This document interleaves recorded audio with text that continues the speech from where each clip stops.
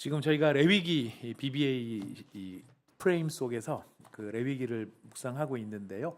창세기, 출애굽기는 5번을 하는데도 빨리 지나간 것 같은데 레위기는 이상하게 앞에 종료주일 있고 부활주일 있고 또 그러다 보니까 지금 벌써 끝났어야 되는데 아직도 레위기 3번째 말씀을 전하고 있습니다. 다음 주는 또 문화선교주일이라서 우리 또 김관영 목사님 오셔서 귀한 말씀도 전해주실 텐데 레위기 참 중요한 책이라 잘 씹어보라고 저희들에게 이렇게 꼬박꼬박 말씀 매주 이렇게 씹어보라고 말씀이 더 깊이 생각하는 시간들을 주시는 것 같습니다. 지금 오늘 읽은 여기에 보면 염소가 한 마리 광야로 나가는 의식이 담겨 있습니다. 아마 아시는 분은 아시겠지만 이게 아사셀 염소라고 하는 그런 예식입니다. 그런데 이런 이야기를 읽다 보면 정말 레위기가 도대체 나하고 무슨 상관이 있는가라는 것을 계속 생각하지 않을 수가 없는데 사실 레위기는 우리의 삶과 굉장히 밀접한 연관이 있고요. 특별히 오늘 우리가 읽은 이 염소 한 마리를 광야로 보내는 이 의식은 사실 우리의 삶의 가장 깊은 문제, 근원적인 문제를 지금 정면으로 다루고 있는 것이 오늘 이 본문의 말씀입니다.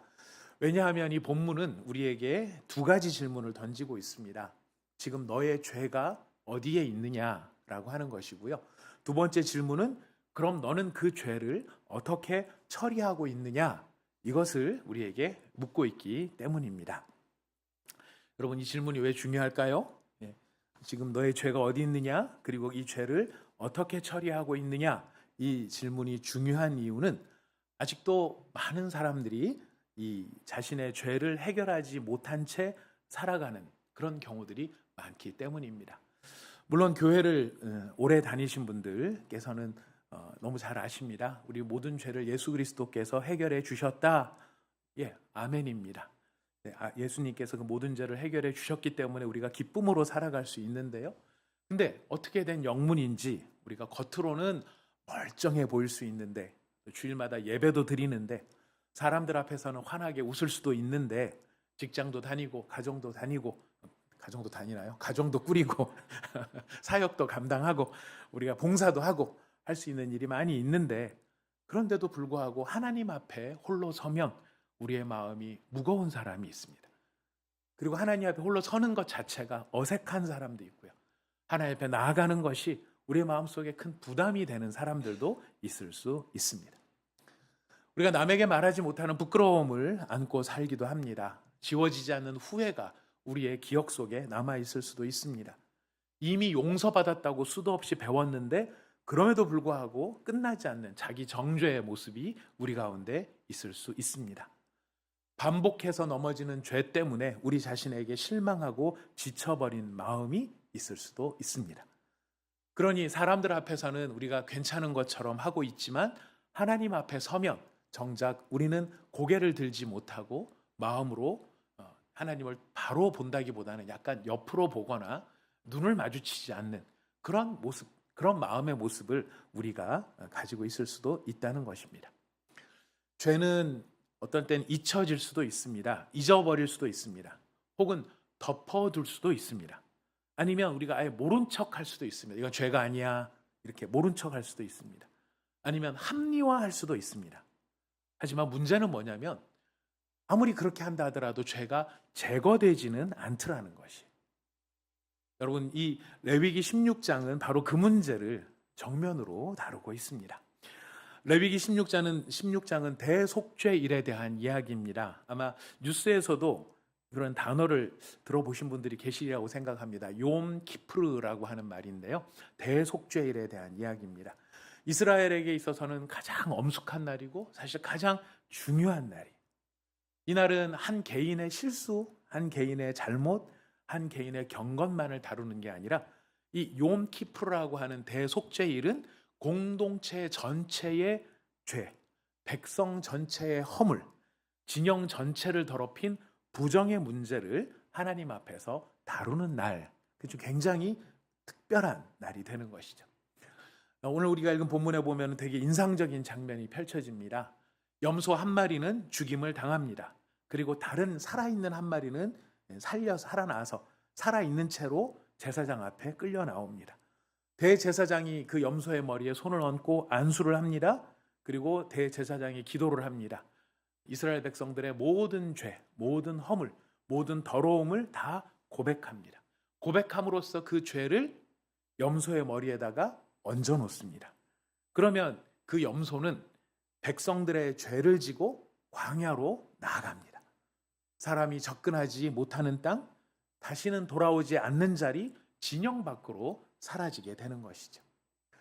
이게 도대체 뭐를 지금 묘사하는 것인가? 이게 뭐 실효성이 있나? 뭐 도대체 뭐 이게 무슨 연극인가? 이런 생각도 들지만 여러분, 사실 이 장면은 제가 개인적으로 봤을 때 구약 성경 전체에서 가장 복된 장면이 저는 바로 이 장면이라고 생각합니다. 홍해가 갈라지는 것도, 여리고성이 무너지는 것도, 요단강이 갈라지는 것도, 뭐 다른 성전이 세워지는 것도 다 아름다운 모습일 수 있겠지만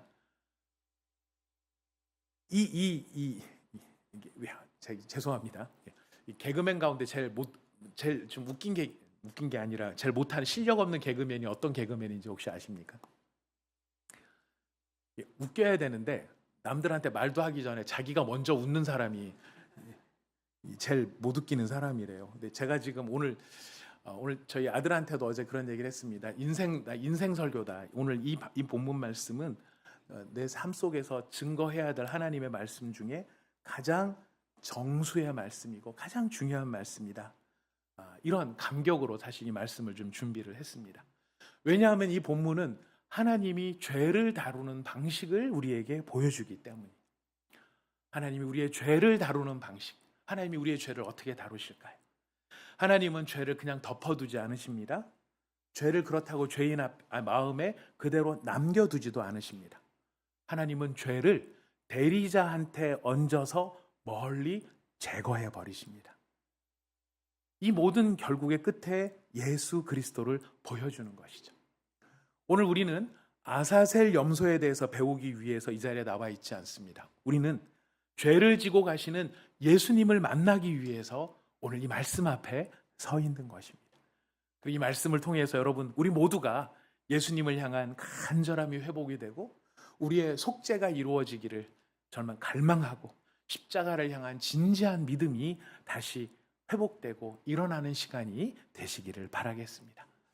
사랑하는 여러분, 우리 20절 말씀을 먼저 한번 읽어볼까요? 20절 말씀 읽어보겠습니다. 시작.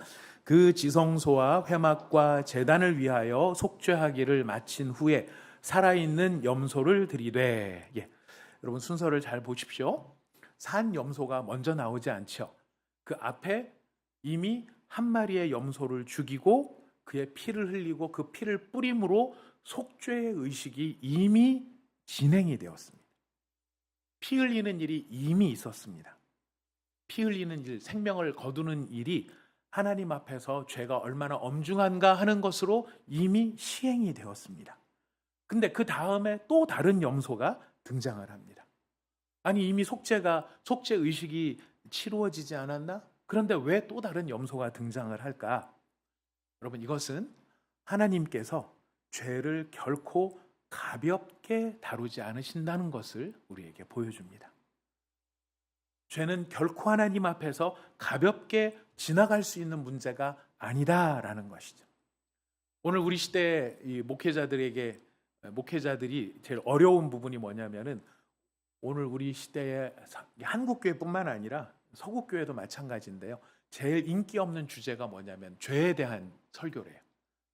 당신이 죄인입니다. 뭐 이런 설교를 들으면 뭐 죄인인 줄 알지만 그렇다고 대놓고 그렇게 말하면 듣는 죄인 기분 나쁘지, 뭐 이런 마음에 죄를 정면으로 마주하는 거를 그렇게 이렇게 흔쾌하게 생각하지 않는데요. 그러다 보니까 우리는 죄라는 말보다 다른 말로 이런 부분들을 커버를 하려는 경우들이 많이 있다고 합니다. 이건 나 실수했어. 실수야. 죄가 아니고 실수야. 이거 어쩔 수 없었어. 내가 그 인간이 그렇게 나한테 말하는데 내가 그 말을 안 받아칠 수 있겠어? 어쩔 수 없었던 거야. 내가 잘못했다기보다는 그가 그러니까 내가 그렇게 한 거지 라고, 그냥 어쩔 수 없었어 라고 이야기를 한다는 거죠. 그리고 다 그 정도는 하잖아. 그 정도쯤은 이 세상에서 다 하고 살잖아. 근데 그게 뭐가 죄야? 그리고 또 이런 건 시간이 지나면 또 다 괜찮아져. 여러분 이런 식의 우리들이 변명들이 많이 있을 수 있다라는 겁니다. 근데 과연 그럴까요? 시간이 죄의 문제를 해결해 줄까요? 망각한다고 해서 죄의 문제가 지워질까요? 그냥 뭔가 분위기를 좋게 만든다고 해서 죄가 사라질까요? 성경은 죄를 정말 굉장히 진지하게 다룹니다. 이 말씀을 생각하면서도 1부 때도 말씀을 드렸지만 창세기 1장부터 시작해서 요한계시록 마지막 장까지 성경 66권 1189장의 이 모든 성경이 기록된 단 하나의 이유는 인간의 죄의 문제를 어떻게 처리할 것인가, 이 죄인을 어떻게 살려낼 것인가, 어떻게 죄인을 살려내서 하나님과의 관계를 회복하게 하고 그가 복되게 할 것인가, 오직 이 한 가지의 하나님의 관심 때문에 이 성경이 우리에게 주어졌고 이 성경의 역사가 이 모든 일들을 풀어가고 있다는 것이, 여러분 죄는요 하나님과의 관계를 깨트립니다.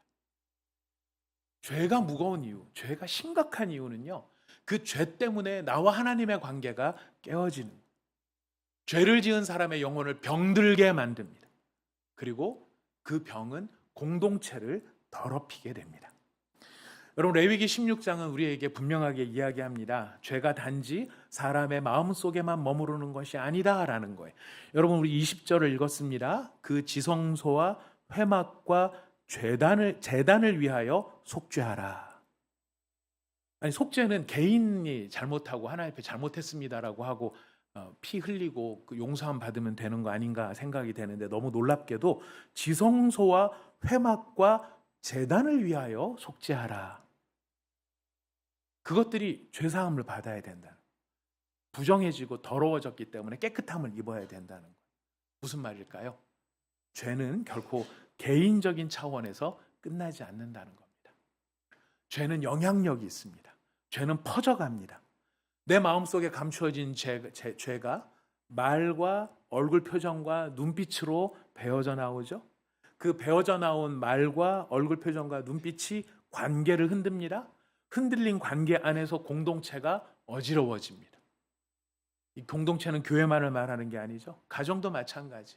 우리 마음속에 감추어져 있는, 우리 마음속에 나는 내가 불만이 있는 거 아니야. 난 다 좋아하고 다 사랑하지. 하지만 내 마음속에 미워하는 마음이 남아있고 분노가 남아있고 내 마음속에 해결되지 아니한 내 마음의 이기적인 면이 남아있다면 그거는 내가 알지 못하는 무의식 중에 말과 표정으로 나타날 수밖에 없어요. 그럼 가족이라 하더라도 흔들리는 거죠. 부모 자식도 흔들리고 부부관계도 흔들리는 거죠. 교회는 더 말할 나위가 없습니다. 여러분 교만은 마음에만 있는 것 같지만 결국 태도로 드러납니다. 얼굴 표정 말로 다 드러납니다. 얼마나 교만한지가 드러납니다. 여러분 탐욕이라는 게 마음속에 그냥 꼭 있고 나는 욕심이 없는 사람인 것처럼 행동하더라도 결국 선택의 순간에 이르게 되면 우리 안에 있는 탐욕이 표현이 됩니다. 분노는 마음속에만 갇혀져 있는 것 같죠. 하지만 결국 언젠가는 상처를 내게 됩니다. 숨긴 죄는 나 하나만 잘못되는 것이 아니라 주변까지도 흔들어 놓는 것이죠. 이것은 마치 집안 구석에 쓰레기를 쌓아놓는 거랑 비슷해요. 여러분 집에 우리가 음식물 쓰레기도 있고 생활 쓰레기도 나올 수 있습니다. 그런 거를 계속 아깝다고 누가 남겨놓는 가정이 있습니까? 우리는 쌓이면 빨리빨리 내버리죠. 집에서 키우던 그 예쁜 반려동물들도 안타깝지만 수명을 다할 때가 있어요. 근데 너무 안타깝고 얘를 사랑했다고 해서 이 개의 아니면 고양이의 사체를 집안에다가 놔두면 어떻게 되겠습니까? 여러분 진짜 만약에 놔뒀다고 생각해 보십시오. 처음에는 별 표시가 안 나고 겉으로는 멀쩡해 보일지 몰라도 시간이 지나면 냄새가 올라오기 시작을 합니다. 집안 전체에 배입니다. 가구에 스며듭니다. 이거는 방향제를 뿌린다고 해결이 안 됩니다. 문 좀 잠깐 열어놓는다고 해서 그 냄새가 사라지는 게 아닙니다. 어떻게 해야 될까요? 썩은 것을 치워야 되죠. 썩은 것을 갖다 버려야 됩니다. 죄도 마찬가지입니다. 죄에 대해서 설명을 듣는다고 죄가 사라지지 않습니다. 눈물 몇 방울 흘린다고 해서 죄가 끝나지 않습니다. 종교적인 열심을 가지고 한다고 해서 그 죄가 덮어지는 것도 아닙니다. 죄는 반드시 처리되어야만 합니다. 여러분, 오늘 제가 이 말씀을 준비하고 드리는 것은요, 죄를 과장하자고 하는 뜻이 아니에요. 여러분들을 막 죄를 과장해서 여러분 마음속에 죄의식을 막 심어주고 이러려고 하는 게 아닙니다. 그렇다고 축소하기 위해서도 아닙니다. 오늘 이 말씀을 준비한 이유는 단 하나입니다. 레위기가 우리에게 다가오는 이유는 단 하나입니다. 죄를 정직하게 보자라는 거예요. 왜냐하면 죄를 정직하게 직면할 때에만 비로소 복음이 복음으로서 들리기 때문입니다. 병을 가볍게 여기면 의사한테 안 찾아가겠죠. 하지만 병이 깊다는 걸 깨달으면 의사를 찾고 이게 심각할수록 명의를 찾게 될 겁니다. 우리가 죄를 가볍게 여기면 예수님을 우리 신앙의 장식품 정도로밖에는 대하지 않습니다. 예수님은 오면 좋고 계시면 너무 좋고 뭐 안 계셔도 굳이 뭐 이런 식의 마음이 우리 가운데 있을 수 있다라는 것이죠. 하지만 이 죄가 정말 나로 하여금 하나님으로부터 멀어지게 만들고 모든 관계에 상처를 주고 내 삶 속에 염려와 걱정을 만드는 실제적인 문제라고 하는 것을 깨달으면 깨달을수록 우리는 비로소 예수님을 나의 구주로 간절하게 찾게 될 것입니다. 하나님은 죄를 무겁게 다루십니다. 이 뜻은 하나님이 우리를 미워하신다는 뜻이 아닙니다. 오해하지 마십시오. 죄의 길을 끝내면 하나님 우리를 미워하시는가 보다. 아닙니다. 오히려 반대입니다. 하나님이 우리를 사랑하시기 때문에 죄를 그냥 둘 수 없다는 것이죠. 참으로 사랑하는 부모는 자녀의 병을 그냥 두지 않을 것입니다. 정말 이 환자에 대한 사랑이 있는 의사는 환자의 병을 모른 척하지 않을 것입니다. 하나님은 우리를 살리기 위해서 우리의 죄를 외면하지 않으십니다. 그렇기 때문에 오늘 이 시간 우리는 사실 정직하게 물어봐야 합니다. 나는 지금 나의 죄를 어떻게 다루고 있는가? 나는 지금 나의 죄를 너무 쉽게 생각하고 있는 것은 아닌가? 아니면 반대로 나는 지금 너무 이 죄를 무겁게 생각해서 나를 괴롭히고 있는 것은 아닌가? 나는 겉으로는 정말 괜찮은 표정을 하고 있지만 혹시 내 안에 뭔가 숨겨놓고 덮어놓고 지나가는 것이 있지는 않은가? 여러분 살펴볼 필요가 있을 것입니다. 처리되지 않은 죄는요, 없어지는 게 아니라 다음 4가지 방식으로 이렇게 다루어진다고 합니다. 첫 번째는 숨기는 것입니다. 드러나지만 않으면 괜찮아. 들키지만 않으면 괜찮아. 남들이 모르면 괜찮아. 두 번째는 합리화한다는 것입니다. 나만 그런 것도 아니잖아.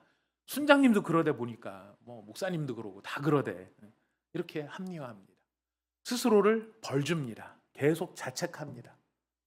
그래, 내가 뭐 그렇지. 내가 뭐 바보지 뭐. 내가 뭐. 아니면 마지막은 다른 것으로 덮으려고 한다는 거예요. 내가 성공해서, 내가 성취해서, 내가 열심히 해서, 내가 봉사해서 내 마음에 있는 죄의식을 이걸 커버를 하려고 한다는 거예요. 혹시 여러분 가운데 이런 마음이 있지는 않으십니까? 문제는 뭐냐면 그 어느 것도 그렇게 한다고 해서 죄가 제거되지는 않는다는 거예요. 숨긴다고 없어지는 것도 아니고 변명한다고 사라지는 것도 아니고 나를 괴롭힌다고 해서 씻어지는 것도 아닙니다. 열심으로 봉사한다고 해서 덮어지는 것도 아닙니다. 오늘 레위기의 본문은 우리에게 명백분명하게 말합니다. 죄는 그냥 지나가는 게 아니라 죄는 반드시 하나님 앞에서 다루어져야 한다.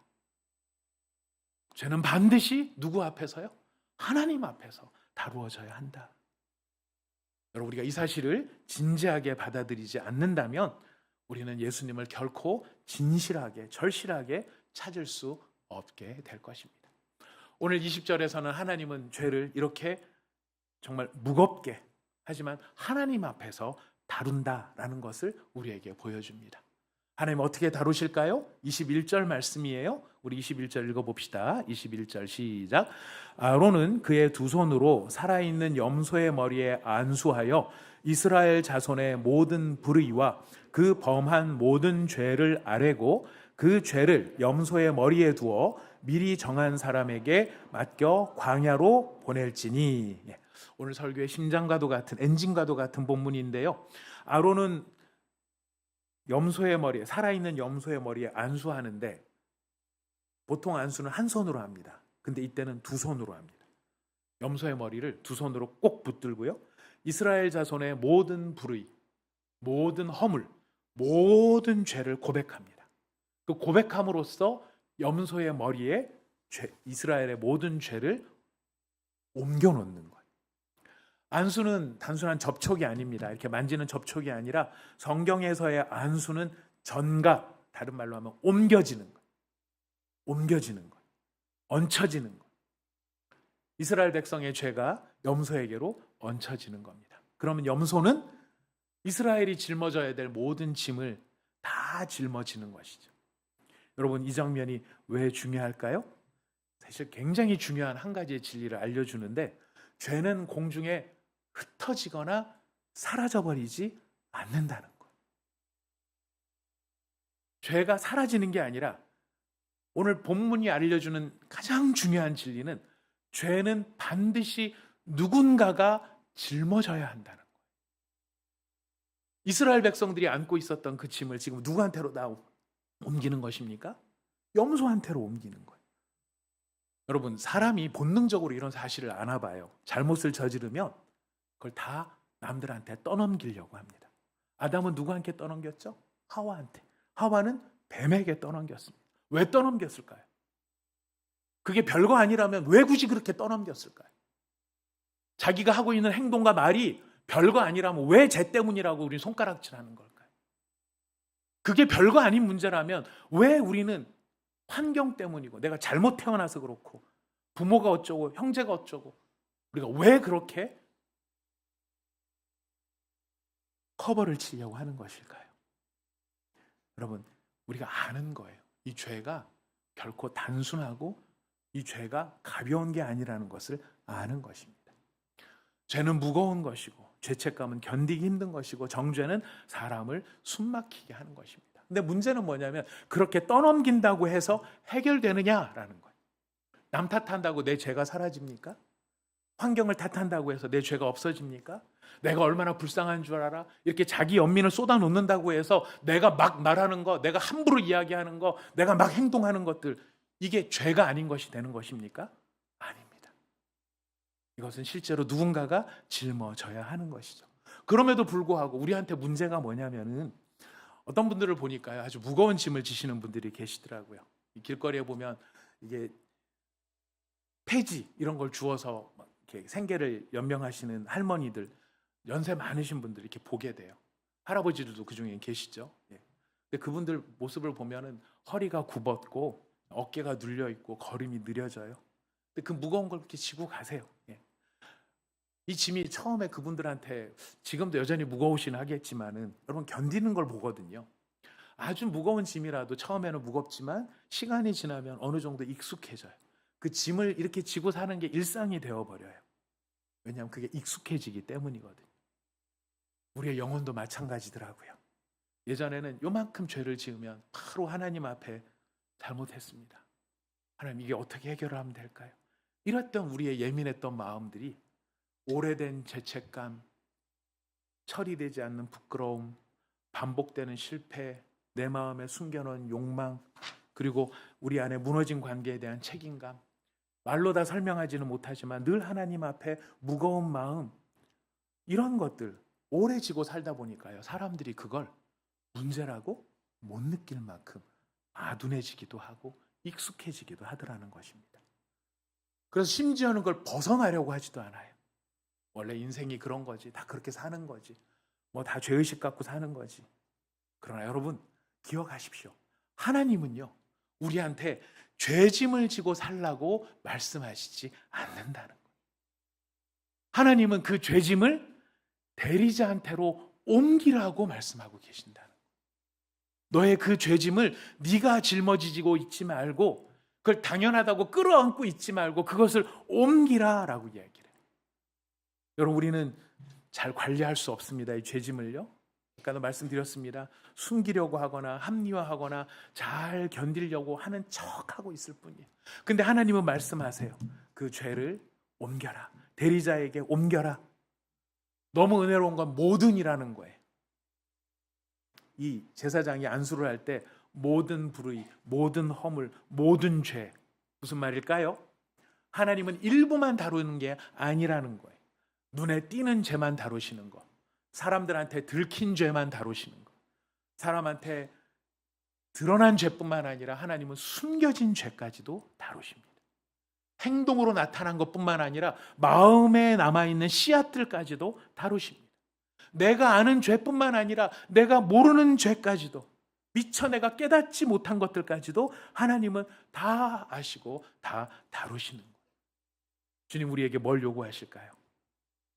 다른 게 아닙니다.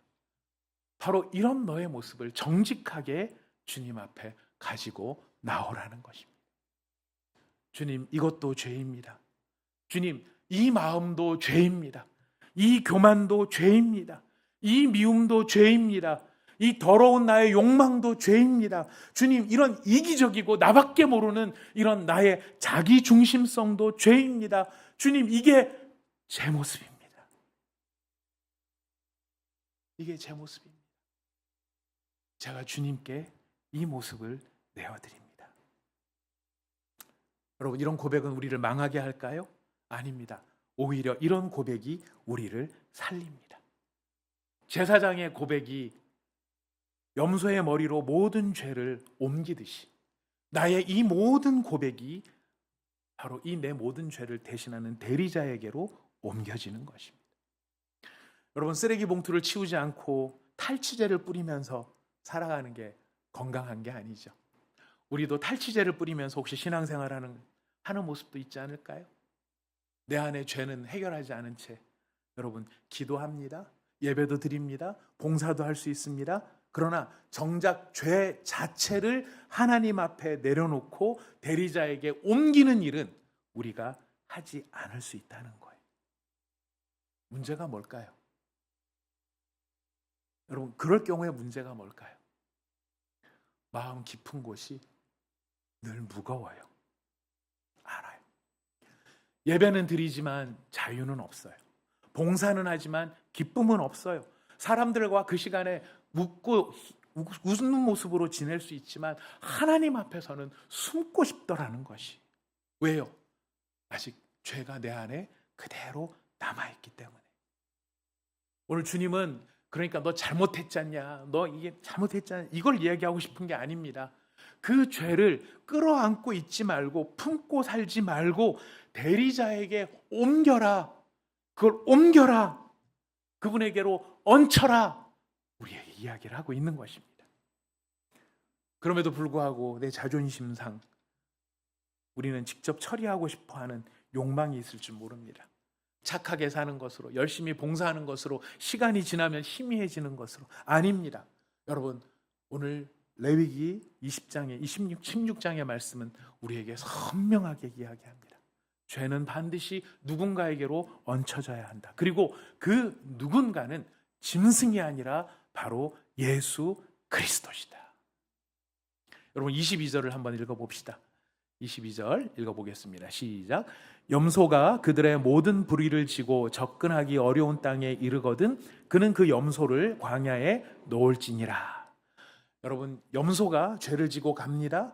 그냥 서 있는 게 아니에요. 이스라엘 공동체에 머물러 있지 않습니다. 그 모든 죄를 떠안은 채 떠나갑니다. 광야로 갑니다. 사람이 접근하지 못하는 아득한 먼 땅으로 갑니다. 진영 바깥으로 나갑니다. 다시 돌아오지 않는 자리로 나가는 것입니다. 여러분, 이건 너무너무나 강력한 복음의 그림이에요. 하나님은 죄를 어떻게 다루시는가? 죄를 덮어놓으시는가? 아닙니다. 하나님은 죄를 멀리로 옮기시는 분이십니다. 여러분, 시편 103편 12절 말씀 읽어보겠습니다. 시편 103편 12절 읽어봅시다. 시작. 동이 서에서 먼 것 같이 우리의 죄과를 우리에게서 멀리 옮기셨으며. 여러분, 하나님은 죄를 살짝 치우시는 분이 아닙니다. 죄를 뭔가 흐릿하게 거기다 덧칠해 놓으시는 분이 아니십니다. 하나님은 죄를 제거하시는 분이십니다. 우리의 죄를 제거하시는 분이십니다. 여기서 우리는 반드시 그러므로 예수 그리스도께로 가야 합니다. 왜냐하면 여러분, 여기에 나온 이 염소는 그림자예요. 실체는 예수님이십니다. 예수님이 진짜 이 모든 죄를 지고 가시는 분이라는 것, 이거를 알려주는 그림자예요. 이 그림자가 실체가 예수님이라는 것을 세례 요한이 이렇게 우리에게 알려줍니다. 요한복음 1장 29절 말씀 읽어보겠습니다. 시작. 이튿날 이 예수께서 자기에게 나오심을 보고 이르시되 보라, 세상 죄를 지고 가는 하나님의 어린 양이로다. 요한이 예수님에 대해서 제일 먼저 한 이야기가 뭐냐면, 봐라, 얘들아 봐라, 이 예수님을 봐라. 예수님이 어떤 분인 줄 아느냐? 이 예수님은 세상 죄를 지고 가는 하나님의 어린 양이시다. 1년에 한 번씩 대제사장이 우리 모든 죄를 고백해서 진영 밖으로 떠나보냈던 염소, 그 염소가 뭘 가르쳤느냐면 바로 이 예수님이 우리의 모든 죄를 지고 우리를 위해 가는 하나님의 어린 양으로 올 것을 가르쳐 준 것이다. 여러분, 예수님은요, 우리로 하여금 죄가 무엇인지를 알려주시는 분이 아니세요. 얘들아, 죄는 이런 것이야. 죄 지으면 안 되겠지. 이렇게 죄가 뭔지를 알려주는 분이 아니십니다. 예수님은 어떤 분이십니까? 죄를 지고 가시는 분이세요. 죄를 지고 가시는 분이세요. 우리의 짐을 조금 내가 조금 도와줄까? 조금 덜어줄까? 들킨 죄, 그거 내가 용서해 줄까? 아니. 예수님은 우리의 모든 죄를 가져가시는 분이세요. 그래서 히브리서는 이렇게 이야기합니다. 히브리서 13장 12절 말씀입니다. 읽어보겠습니다. 시작. 그러므로 예수도 자기 피로써 백성을 거룩하게 하려고 성문 밖에서 고난을 받으셨느니라. 어디에서 고난을 받으셨다고요? 성문 밖에서. 왜 성문 밖을 강조할까요? 아사셀 염소가 진영 밖으로 나가거든요.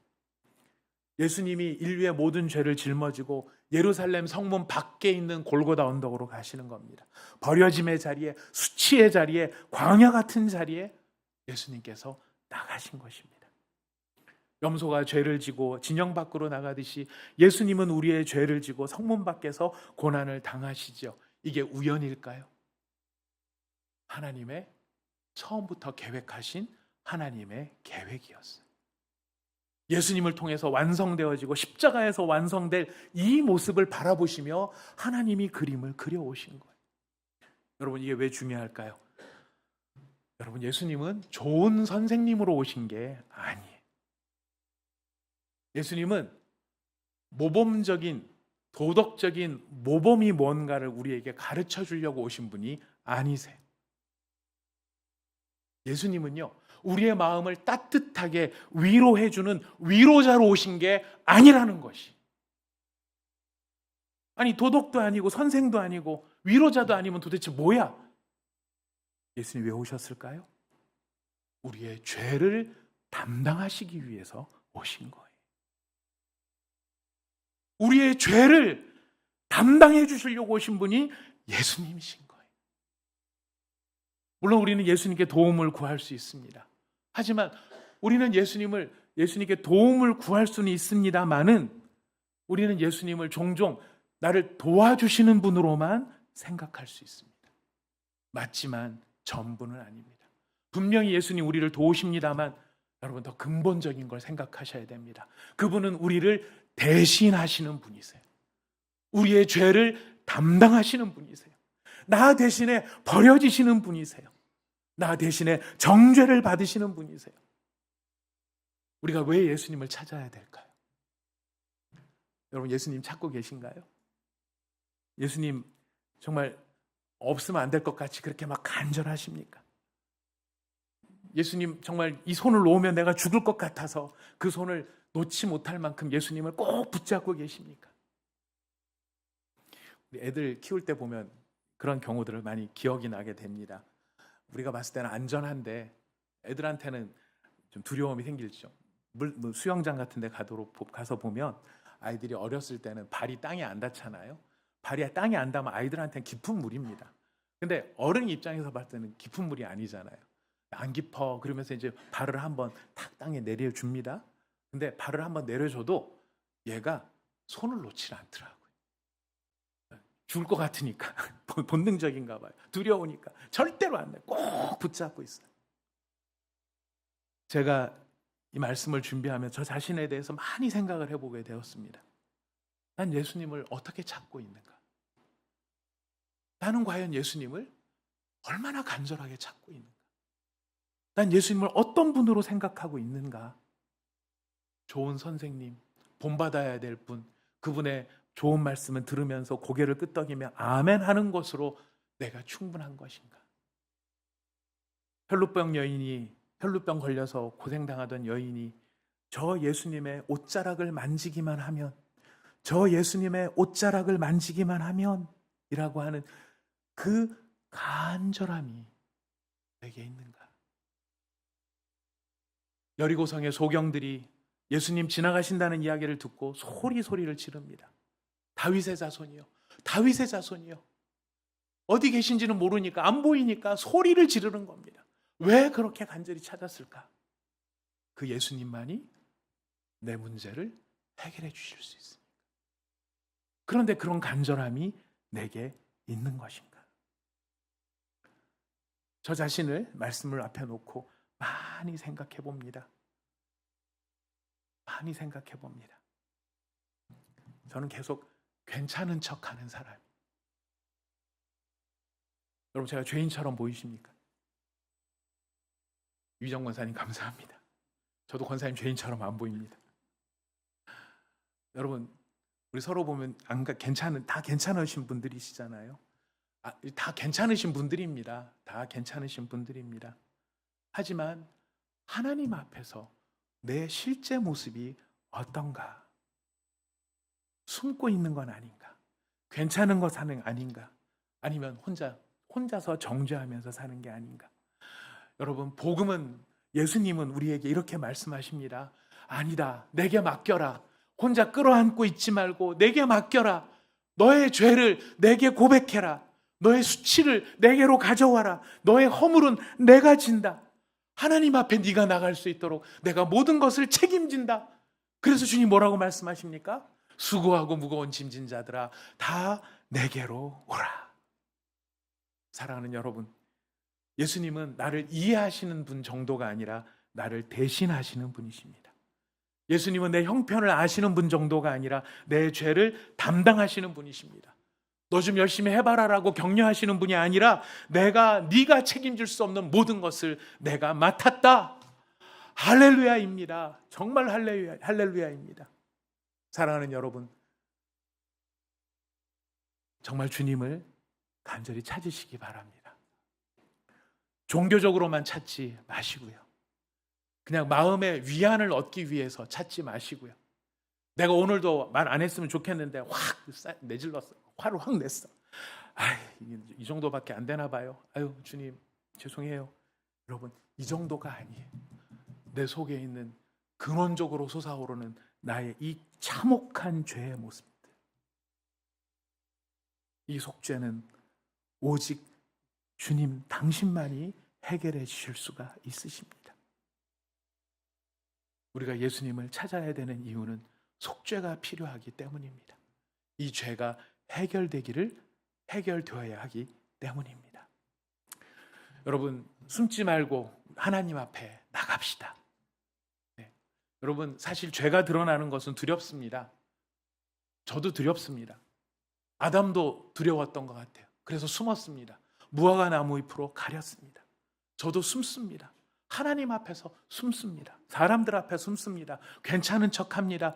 다 무너졌는데도 괜찮은 척 하고 있습니다. 마음은 어두운데 웃고 있습니다.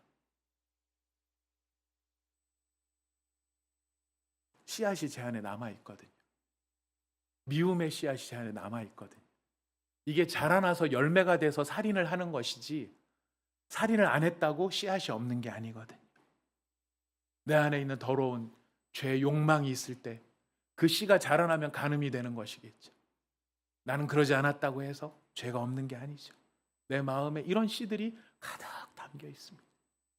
이기고 싶고, 자랑하고 싶고 사람에게 인정받고 싶고 잘난 척하고 싶고 그런데 없는 척해요. 주님 좀 달라요. 전 좀 많이 훈련도 됐어요. 주님 아닙니다. 이건 그냥 숨기는 거예요. 주님 오늘도 말씀하세요. 숨기지 말고 숨지 말고 내 앞으로 와라. 그럼 내가 이 모든 죄를 다 짊어지고 내가 가겠다. 여러분 이미 지고 가신 죄를 마음에 품고 정죄하지 마십시오. 주홍 글씨처럼 자기 가슴에 이름표처럼 새겨놓고 자기를 학대하지 마십시오. 그리고 남도 학대하지 마십시오. 넌 원래 그런 사람이잖아. 너 나한테 이런 죄를 저질렀잖아. 네가 나한테 이렇게 했잖아. 이런 것으로 다른 사람의 죄도 여러분 계속 그 사람을 학대하지 마십시오. 죄를 가지고 학대하지 마십시오. 그 사람의 죄를 주님이 지시고 성문 밖으로 나가셨습니다.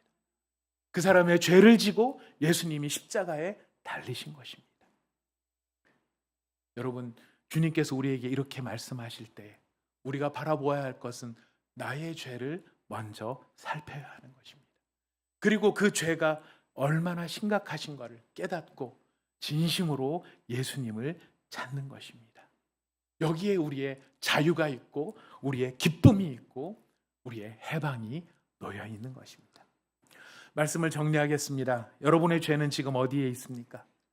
여러분의 어깨에 있습니까? 여러분의 마음에 있습니까? 아니면 여러분을 짓눌리는 무거운 짐처럼 여러분에게 남아 있습니까? 여러분 그 죄를 어떻게 해결하시겠습니까? 예수님은 우리에게 죄를 설명해 주시기 위해 오신 것이 아니라 우리의 죄를 짊어지시기 위해서 오셨습니다. 우리를 덜 괴롭게 하시기 위해서 오신 것이 아니라 우리를 하나님 앞에 데려가기 위해서 오셨습니다. 사랑하는 여러분, 우리는 이 예수님을 믿는 사람들입니다. 그렇죠? 예수님이 뭘 도와주셨으면 좋겠어요? 여러분이 예수님께서 뭘 도와주셨으면 좋겠습니까? 사업도 해야 되고 다 장사도 해야 되고 성공도 해야 되겠고 내 아들도 잘 돼야 되고 딸도 잘 돼야 되겠고 여러분 다 필요한 일들입니다. 그러나 근본을 보셔야 됩니다. 내가 죄인이라는 사실, 그 문제를 해결해야 됩니다. 그 문제를 해결하실 분이 예수 그리스도입니다. 예수님 앞에 나오십시오. 그리고 그 예수님을 붙드십시오. 그 예수님을 통해 우리 다 같이 하나님 앞에 나갑시다.